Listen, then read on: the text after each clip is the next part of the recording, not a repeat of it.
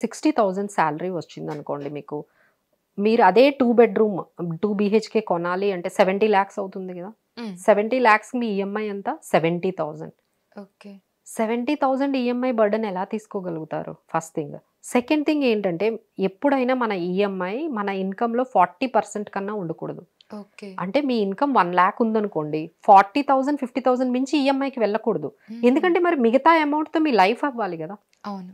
You have to spend for other expenses. మీ పిల్లల education important కాదా?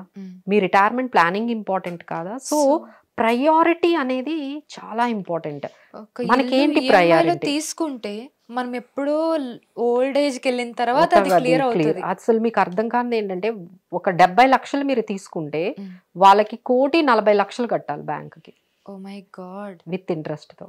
సో, మనకు తెలియకుండానే ఇంత ఇది జరుగుతుంది. సో, ఈఎంఐస్‌ని ఎలా ఆపొచ్చు తొందరలో? అంటే ఇప్పుడు ఒక సు హ్మ్. కొన్ ఒక ఎక్విప్‌మెంట్ కొన్నారు. లేదంటే ఏదైనా కొన్నారు. దాని ఈఎంఐ పెద్ద ఎక్విప్‌మెంట్ అని అనకూడదు. మేబీ ఇల్లు. ఇల్లు. ఓకే. ఇల్లు లేదా హ్మ్. కారు. ఈ హ్మ్. ఎంఐస్ నుండి ఎలా గెట్ రిడ్ అవ్వాలి? ఓకే. ఓకే. సో, చాలామంది ఏంటంటే వాళ్ళ ఏజ్ ఏమో 45, 50 ఉంటది. అక్కడి నుంచి ఇంకో 20 ఇయర్స్ ఈఎంఐ ఉంటుంది. యాహ్! అసలు మీరు రిటైర్మెంట్ అయిన తర్వాత ఎక్కడి నుంచి కడదామని? అదేంటి సార్ ఈ ఏజ్‌లో ఎందుకు తీసుకున్నారు లోన్ అని అదే క్వెషన్ అడుగుతాం మేమనమాట.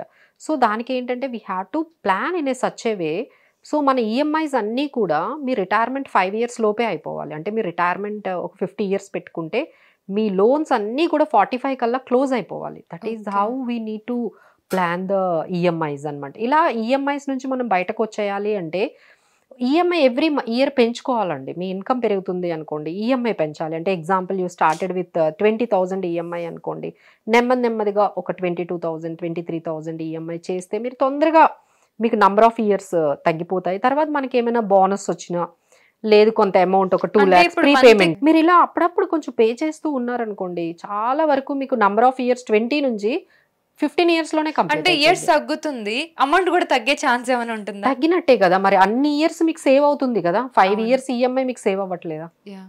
So, lot of amount you can save. అదే మేము చెప్తాం అనమాట. ఎంతైనా తొందరగానే మీరు ఈఎంఐస్ ప్లాన్ చేసుకోండి. ప్రీపేమెంట్ ఏదైనా ఉంటే కొంచెం చేసుకోండి అనే చెప్తాం. ఎందుకంటే ఇప్పుడు ఇంట్రెస్ట్ రేట్స్ బాగా ఎక్కువున్నాయి. యాహ్! అప్పట్లో మనకి 6%, 7% ఉన్నవి. ఇప్పుడు 9%, చాలా 10% ఎక్కువనే ఉన్నాయి. ఉంది. ట్రూ. సో, అదే చెప్తున్నాను కదా! ఓ 70,00,000 తీసుకుంటే మీరు 1,50,00,000 బ్యాంక్ కట్టాలి. నిజంగా. దానికన్నా ఒక రెంట్‌లో ఉంటే సరిపోతుంది. ఎందుకంటే ఇప్పుడు మీరు మొత్తం అంతా కట్టేసిన తర్వాత ఆ 20 ఇయర్స్ హౌస్ మీకు నచ్చుతుందా? సో, ఒకటే ఇంట్లో ఉండాలి. మరి ఆ ఇల్లు ఎక్కడుంటదో తెలీదు. మీరెక్కడ మీరెక్కడ సెటిల్ అవుతారో మీకు తెలీదు. మీ పిల్లల ఎడ్యుకేషన్ గురించి గాని, మీ కానీ జాబ్ ఇలా గురించి. అనుకుంటే సొంత ఇంటి కల ఎప్పుడు నెరవేరుతుంది? ఎలా డెఫినైట్లీ నెరవేరుతుంది? ఏంటంటే మీరు